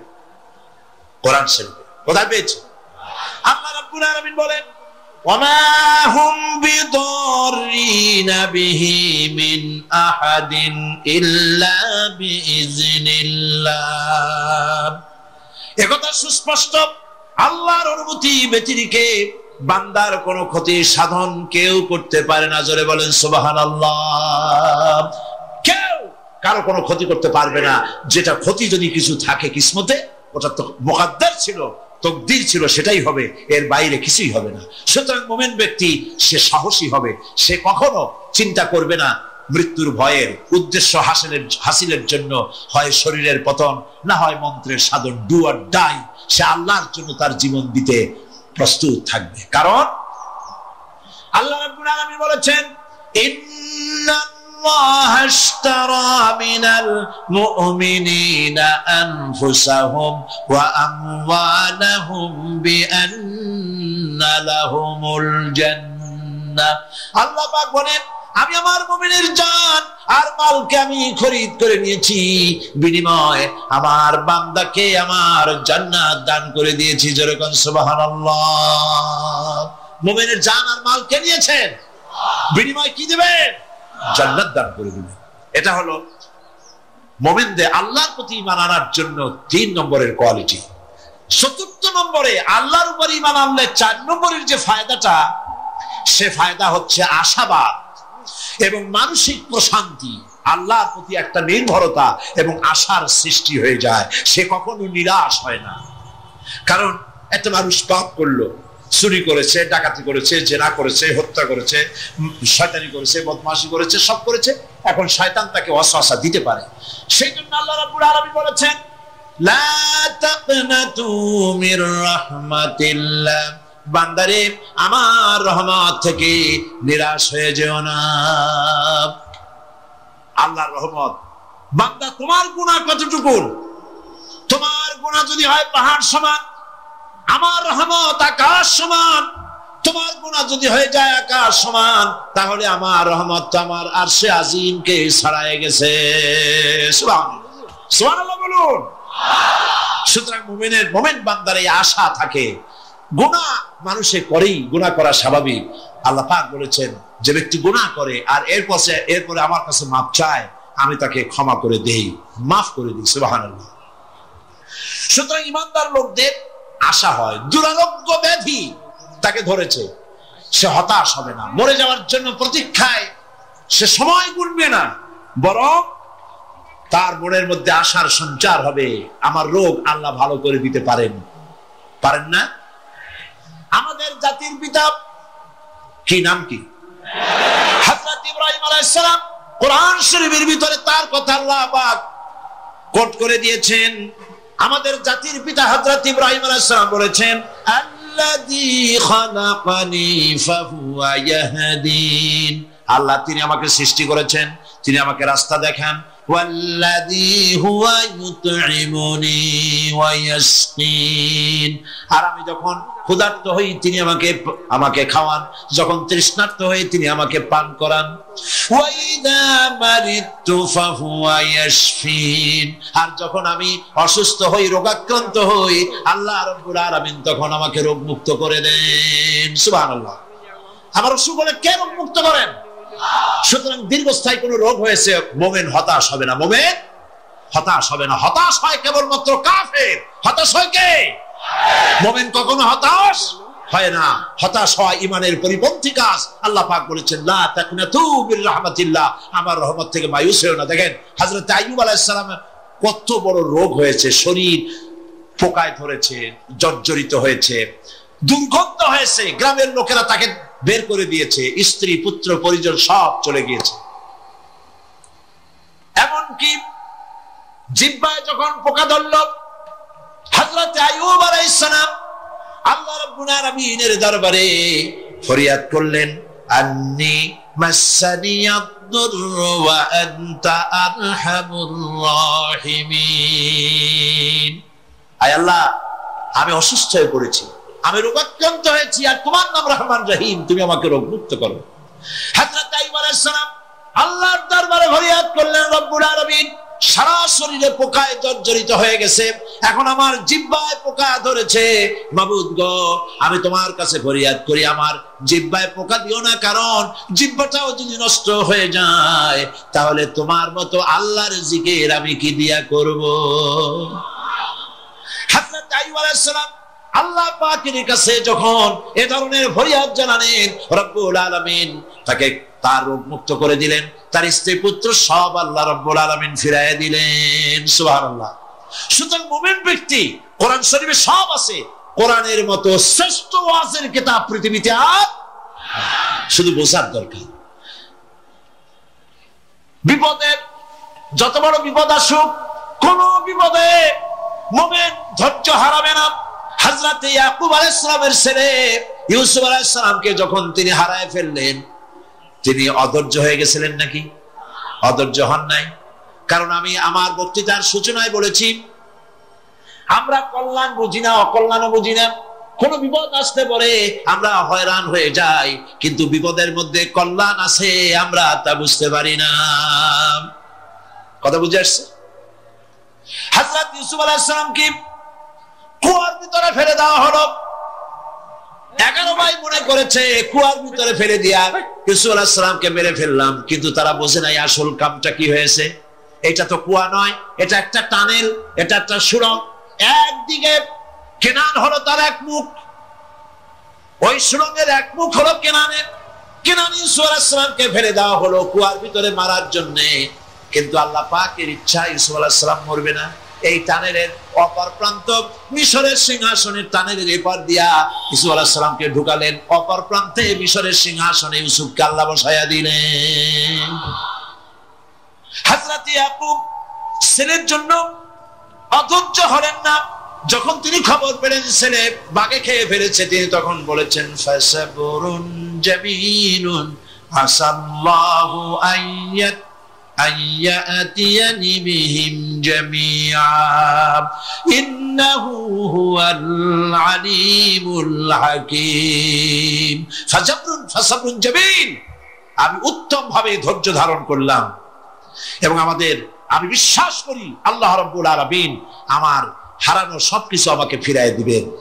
বহু বছর পর যখন হযরত ইউসুফ আলাইহিস সালাম প্রেসিডেন্ট হয়েছেন মিশরের, 11 ভাই গেল সেখানে সাহায্য আনার জন্য। সেই ঘটনা তো শোনাবো না, এমনি বলে যাচ্ছি। এরপরে তিনি তাদেরকে পরিচয় দিলেন, ওরা ভয় পেয়ে গেল। তিনি বললেন ভয়ের কোনো কারণ নাই, লা তাসরিবা আলাইকুমুল ইয়াউম, আজকে আমি কোনো প্রতিশোধ তোমাদের নেব না। সুবহানাল্লাহ। এর নাম পয়গম্বর, এর নাম কি? আল্লাহর নবী। আমি আজকে কোনো প্রতিশোধ তোমাদের নেব না, তোমরা যাও। পিতার অবস্থা তিনি জানলেন, কাঁদতে কাঁদতে পিতার চোখ দুটো নষ্ট হয়ে গেছে। ইয়াকুব আলাইহিস সালাম, হযরত ইউসুফ আলাইহিস সালাম বললেন যাও। নিজের জামাটা খুললেন, গায়ের জামা খুলে বললেন ভাইরা আমার এই জামা নিয়ে যাও, আর আমার আব্বার চোখের উপরে এই জামাটা রেখে দিও। ছেলেরা যখন হযরত ইউসুফ আলাইহিস সালামের জামা নিয়ে মিশর থেকে রওনা করেছে, গল্প নয়, উপন্যাস নয়, আল্লাহ পাক এই কোরআন শরীফে সূরা ইউসুফে বলেছেন জামা নিয়ে মিশর থেকে রওনা করেছেন। কোথায় মিশর আর কোথায় কেনান? কেনানে বসে হযরত ইয়াকুব আলাইহিস সালাম বলছেন, তোমরা যদি আমাকে মতিভ্রম পাগল যদি মনে না করো তাহলে একটা কথা বলি, আমার নাকে এখন আমি ইউসুফের গন্ধ পেতেছি। তোমরা যদি আমাকে মতিভ্রম না করো তাহলে আমি বলি আমি কিন্তু ইউসুফের গন্ধ পেতেছি। সুবহানাল্লাহ। হযরত ইউসুফ আলাইহিস সালামের জামা এনে ভাইরা যখন হযরত ইউসুফের চোখের উপরে রেখে দিলেন, হযরত ইয়াকুবের দুটো চোখ সাথে সাথে আল্লাহ ভালো করে দিলেন। ফাসাবরুন জামিল, ধৈর্য ধরো। ইমানদার ব্যক্তি আশার উপরে তার জীবন বাঁচে, কারণ যত বড় বিপদ আসুক না কেন আশ্রয় পাওয়ার একটা জায়গা আছে, তার নাম হলো আল্লাহ। নাম কি? বলেন আল্লাহ। সবাই বলেন আল্লাহ আল্লাহ আল্লাহ আল্লাহ। হযরত ইউনূস আলাইহিস সালাম মাছটাকে গিলে ফেলে দিল, মাছটাকে গিলে মাটির অতল তলদেশে চলে গেছে। এত বড় বিপদ পৃথিবীর কোন মানুষের হতে পারে নাকি? বলেন, কি বলেন? মাছের পেটের ভিতরে জানালা নাই, দরজা নাই, বেরোবার কোনো পথ নাই। মাছ গেছে পানির অতল তলদেশ। আল্লাহ পাক কোরআন শরীফের ভিতরে মানুষকে শোনান, আল্লাহ ওয়াজ করছেন। সুবহানাল্লাহ। আল্লাহ পৃথিবীর মানুষকে ওয়াজ করছেন, দুনিয়ার মানুষকে শোনান। আমার ইউনূস তো ধৈর্য হারা হয় নাই। ওয়াযান্নুন ইয যাহাবা মুগাদিবান ফাযান্না আন লান নাকদিরা আলাইহি ফানাদা ফিয যুলুমাতি আন লা ইলাহা ইল্লা আনতা সুবহানাকা ইন্নী কুনতু মিনাজ জালিমিন। ফানাদা ফিয যুলুমাত, জামায়ে কাসীর, ত্রিবিধ অন্ধকারের ভেতর থেকে হযরত ইউনূস আলাইহিস সালাম চিৎকার মারলেন। মাছের পেটের অন্ধকার, পানির অন্ধকার, রাতের অন্ধকার, ত্রিবিধ অন্ধকারের ভেতর দিয়ে মাছের পেটের মধ্য দিয়ে ইউনূস আলাইহিস সালাম চিৎকার মারলেন। অধৈর্য হন নাই, হাত ফেল করেন। তিনি বলছেন, পড়েন আমার সাথে, লা ইলাহা ইল্লা আনতা সুবহানাকা ইন্নী কুনতু মিনাজ জালিমিন। তুমি ছাড়া কোনো ইলাহ নাই, কোনো পোষ্য নাই, মাবুদ নাই। তোমার পবিত্রতা ঘোষণা করছি, আমি জালিমদের অন্তর্ভুক্ত হয়ে গেছি। ইউনূস আলাইহিস সালাম যখন কাঁদতেছিলেন, আল্লাহ রাব্বুল আলামিন সেই কান্না শুনেছিলেন কিনা? বলেন, শুনছিলেন কিনা? শুনতে পেয়েছিলেন কিনা? পানির ভিতরে কেউ শোনে নাই, মাছের পেটের ভিতরে ইউনূস আলাইহিস সালাম কিভাবে চিৎকার করছেন, মাছের পেটের ভিতরের আওয়াজ পানির ভিতরে কেউ শোনে নাই, জমিনে কেউ শোনে নাই, অন্তরিক্ষে কেউ শোনে নাই। সাত আকাশের ভিতরে কেউ শোনে নাই, কিন্তু আরশে আজিমের মালিক আল্লাহ রব্বুল আলামিন শুনতে পেয়েছেন। সঙ্গে সঙ্গে রব্বুল আলামিন জবাব দিলেন, ফাস্তাজাবনা লাহু ওয়া নাজ্জাইনাহু মিনাল গাম্মি ওয়া কাযালিকা নুজিল মুমিনিন। পড়েন, ফাস্তাজাবনা লাহু ওয়া নাজ্জাইনাহু মিনাল গাম্মি ওয়া কাযালিকা নুজিল মুমিনিন। আমি ইউনূসের ডাকের জবাব দিলাম। কে বলতেছেন? বড় করে বলেন, কে বলছে? আল্লাহ। সুবহানাল্লাহ। আপনারা কি ভয় পাইছেন? ভয় পেয়েছে মুসলমান? আল্লাহ রাব্বুল আলামিন বলেন, আমি আমার ইউনূসের ডাকের জবাব দিলাম। শুধু জবাব দেই নাই, আমি ইউনূসকে তার মাছের পেটের ভিতর থেকে বাঁচায় দিলাম। মাছের পেটের মধ্যে বেদনা শুরু হয়ে গেল। এমন বেদনা হয়েছে মাছ এখন বমি না করে পারে না। কথা বুঝতে পেরেছ? মাছ এখন বমি না করে পারে না। পানির উপরে মাছ ভেসে উঠল। আল্লাহ কোরআন শরীফের ভিতরে বলছেন, মাছ সাতরায়া কিনারায় চলে গেল, ইউনূস আলাইহিস সালামকে বমি করে ফেলে দিল। ইউনূস আলাইহিস সালাম বেঁচে গেলেন। আল্লাহ পাক বলেন, শুধু ইউনূসকে বাঁচাইলাম না, বরং আমি সকলের জন্য আশার বাণী শোনাই। শোনো মুমিনেরা, ওয়া কাযালিকা নুজিল মুমিনিন। মুমিন বান্দা যারা, যত বড় বিপদ আসুক আমারে ডাকো, আমি বিপদ দিয়ে বাঁচায় দেব। সুবহানাল্লাহ। বিপদ থেকে আমি বাঁচায় দেব। আল্লাহ পাক বলেছেন, ফাইন্না মাআল উসরি ইউসরান, ইন্না মাআল উসরি ইউসরা। জেনে রাখো, দুঃখ এবং কষ্টের পরে রয়েছে সুযোগ সুবিধা, আর অসচ্ছলতার সাথে রয়েছে উদার সচ্ছলতা। যত বড় বিপদ আসছে, এই বিপদের পরে আল্লাহ পাক তার গোলামদের উপরে রহমত নাজিল করবেন ইনশাআল্লাহ। আল্লাহর উপর ঈমান আনার ৫ম নম্বরের ফায়দা কয়টা বলছি? 5টা বলছি। আপনাদের অসুবিধা হচ্ছে নাকি? তাড়াতাড়ি শেষ করতেছি। 6টা বলবো। এ হলো ৫ম নম্বর। তারপর আমরা দোয়া করব। দোয়ার দরকার আছে কিনা এই সময়?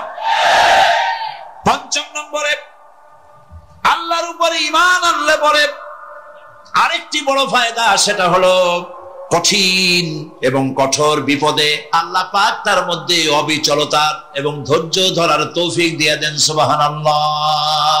যত বড় বিপদ আসুক, সেই বিপদে মুসিবতে আল্লাহ পাক মুমিনদেরকে আল্লাহর উপরে নির্ভরতা শিখায় দেন। সুবহানাল্লাহ। কারণ মুমিনদের জানা আছে যে ইমানদারদের বিপদ নতুন কিছু নয়, একেবারে আদম আলাইহিস সালাম থেকে শুরু হয়ে আসছে। ঠিক কিনা? আদম আলাইহিস সালাম বিপদ হয় নাই? আদম আলাইহিস সালাম বিপদ কি? শয়তান। তার বিপদ কি? শয়তান ছিল বিপদ। প্রত্যেক নবীর সময় মানুষের নবীদের কষ্ট দিয়েছে, তাই নাই? বিশ্বকবি ইকবাল বলেছেন, সতীজা কা রহা হ্যায় अज़ल से ताइम रोज, सतीजा का रहा है अज़ल से ताइम रोज, चरागे मुस्तफा भी से शरारे बुलहबीस। আবহমান কাল থেকে শুরু করে মুহাম্মদ সাল্লাল্লাহু আলাইহি ওয়াসাল্লামের চিরাগকে, নূরকে, ঈমানকে, ইসলামকে নিভায় দেওয়ার জন্য আবু জাহেলের গোষ্ঠীরা চিরকাল চেষ্টা করেছে। চেষ্টা কর্পূরের মতো উড়ে গেছে, মুহাম্মদ সাল্লাল্লাহু আলাইহি ওয়াসাল্লামের চিরাগ টিম টিম করে জ্বলতে রয়েছে। আল্লাহ পাক বলছেন, ইউরিদুনা লিইউতফিউ নূরাল্লাহি বিআফওয়াহিহিম ওয়াল্লাহু মুতিম্মু নূরিহি ওয়ালাউ কারিহাল কাফিরুন। ওরা চায় মুখের ফু দিয়া, কারা? কাফেরেরা। ইসলাম সহ্য করতে পারে না যারা, ওরা চায় মুখের ফু দিয়া আমার আলোটাকে নির্বাপিত করে দেবে। আল্লাহ পাক বলেন, ওয়াল্লাহু মুতিম্মু নূরি, আমি আমার নূরকে পূর্ণতা দান করব, তাতে কাফির বেঈমানদের মনের ভিতরে যত জ্বালা হোক, যন্ত্রণা হোক, ওদের কলজা যত পুরুক, ইসলাম তার বিজয় পতাকা নিয়ে উঠবে, কেউ ঠেকাতে পারবে না। আল্লাহ রাব্বুল আলামিন আল্লাহ পাক বলছেন, ওয়াকাযালিকা জাআলনা লিকুল্লি নাবিয়্যিন আদুওয়াম মিনাল মুজরিমিন। আর এমনি করে আমি সকল নবীর শত্রু বানিয়েছি, সব পাপিষ্ঠ অপরাধ প্রবণ লোকদের। তাদের অপরাধ সম্পর্কে আল্লাহ নিজে বলেন, وَمَا نَقَمُوا مِنْهُمْ إِلَّا أَنْ يُؤْمِنُوا بِاللَّهِ الْعَزِيزِ الْحَمِيدِ। এদের বিরুদ্ধে অ্যাকশন নেওয়ার আর কোনো অপরাধ ওদের নাই।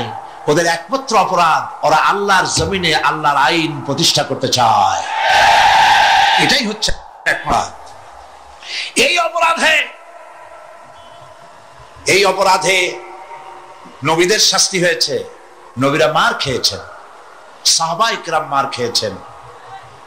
আমরা তো সাহাবায়ে কেরামের জুতার ধুলার সমান নই, সুতরাং এগুলি আমাদের পাওনা।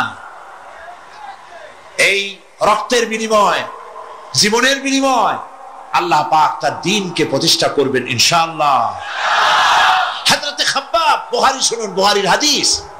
আমি কোনো কথা বানিয়ে বলি না, আমি লেখাপড়া করি, পড়াশোনা করি, চোখে দেখি, তারপরে কথা বলার চেষ্টা করি। বাজে গপ্প কিস্সা কাহিনী বলার অভ্যাস আমার কোনো কালে ছিল না, নাই। রাসূল করিম সাল্লাল্লাহু আলাইহি ওয়াসাল্লামের মতো মানুষ, ওনার মতো মানুষ, আহারে, তার চাইতে শ্রেষ্ঠ মানুষ কি পৃথিবীতে আছে? তিনি মার খাইছেন না খান নাই? আহা, কিভাবে তাকে মারলো!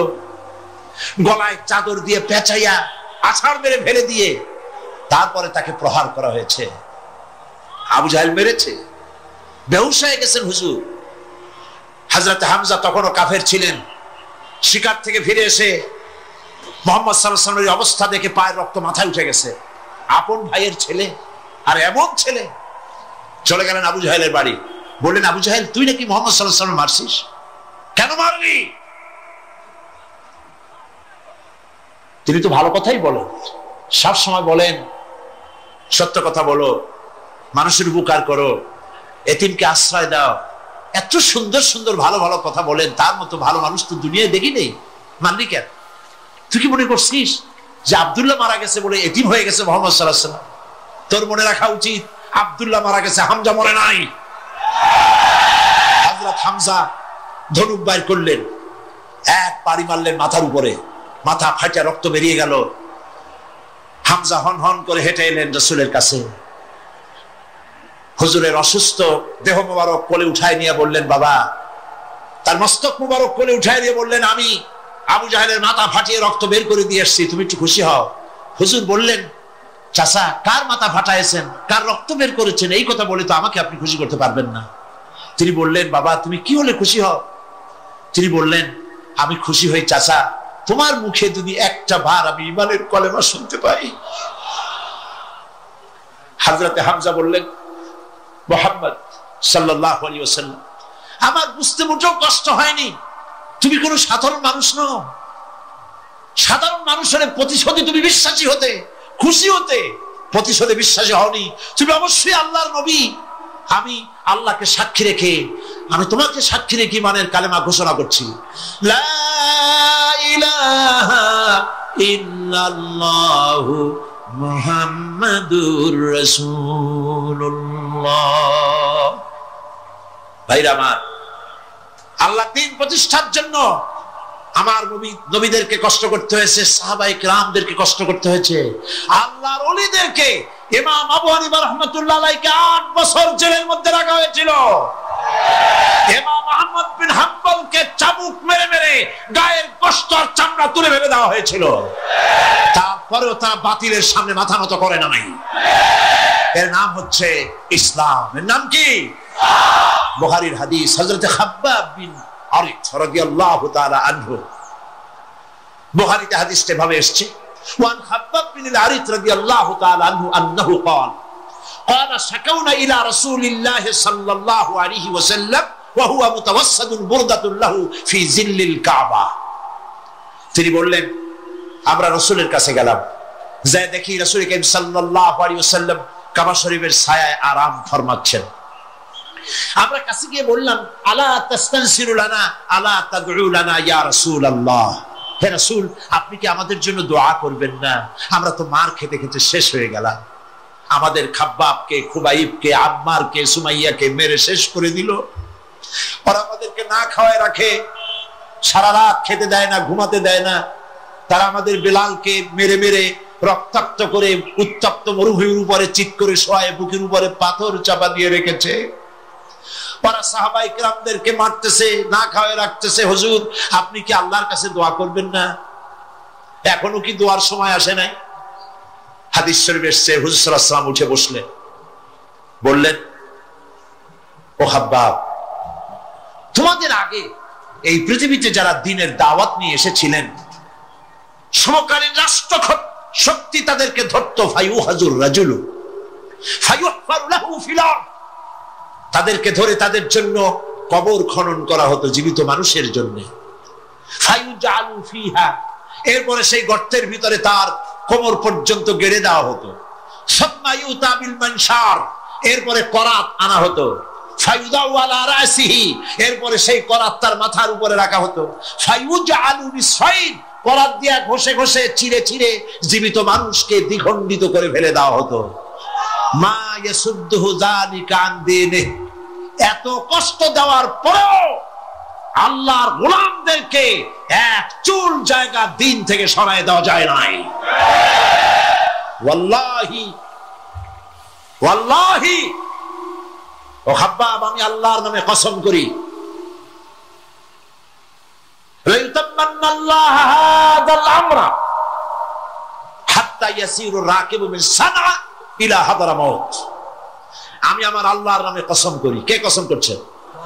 সুবহানাল্লাহ বলবেন না? রাসূলুল্লাহ কসম করছেন, আমি কসম করি আল্লাহর।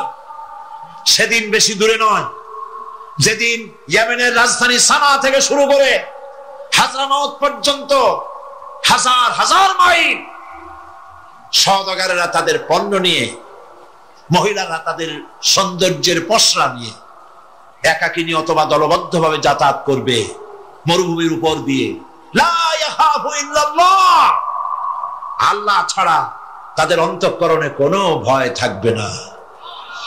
ওয়ালাকিন্নাকুম তাস্তাজিলুন, তোমরা বড্ড তাড়াহুড়ো করছো, অপেক্ষা করো, সেরকম সময় আসবে। রাসূল করিম সাল্লাল্লাহু আলাইহি সাল্লাম সেরকমের সময় দিতে পেরেছিলেন নাকি পারেন নাই? পেরেছিলেন কিনা? সেজন্য রক্ত দিতে হয়েছে, সেজন্য মার খেতে হয়েছে, সেজন্য জেলে যেতে হয়েছে। রাসূল করিম সাল্লাল্লাহু আলাইহি সাল্লামকে, জেল তো নতুন কিছু নয়। ইউসুফ আলাইহিস সালাম জেলে থাকেন নাই? জেলে থাকেন নাই? থেকেছে। রাসূল করিম সাল্লাল্লাহু আলাইহি সাল্লাম জেলে ছিলেন না? সেই জেল এরকমের দেওয়ালে ঘেরা জেল নয়, পাহাড়ে ঘেরা, চতুর্দিক থেকে পাহাড়ে ঘেরা। শিয়াবে আবি তালেব 3 বছর, কতদিন? টানা 3 বছর রাসূল, তার সাহাবী, তাদের স্ত্রীরা, বাচ্চা বাচ্চা ছেলেপেলেরা 3 বছরের মধ্যে সরকার ঘোষণা করেছে এদের সঙ্গে কথা বলবে না, বাজার ঘাটে যেতে পারবে না, কেনা বেচা করতে পারবে না, সামাজিক বয়কট, সামাজিক ভাবে বয়কট করে রেখেছে। সাথে যা ছিল খাবারগুলি শেষ হয়ে গেছে। তারপরে উট ছিল, ভেড়া ছিল, খাইয়ে শেষ হয়ে গেছে। এরপরে যখন কিছু নাই, উটের চামড়া ভিজায়া ভিজায়া, শুকনা চামড়া ভিজায় খেয়েছে। যুবকেরা ক্ষুধার যন্ত্রণায় বাবলা গাছের পাতাগুলি চাবায়ে খাইতে গিয়া কাটা ফুটে জিহ্বা থেকে রক্ত পড়েছে। বাচ্চা ছেলেপেলেগুলি মায়ের বুকে দুধ পায় নাই, না পায়া বাচ্চারা চিৎকার করে উঠেছে। এই চিৎকার, ক্ষুধার জ্বালার এই চিৎকারের আওয়াজ শুনে কাফেরেরা চতুর্দিকে অট্ট হাসিতে ফেটে পড়েছে। সুতরাং জেল জুলুম মুসলমানদের জন্য, আলেমদের জন্য, পীর বুজুর্গদের জন্য নতুন কিছু নয়। এই অত্যাচারের পরেই আল্লাহ পাকের দ্বীন কায়েম হয়েছিল মদিনায়। রাসূলুল্লাহ বলেছিলেন, খায়রুল কুরুনি কারনি, সর্বশ্রেষ্ঠ যুগ আমার যুগ।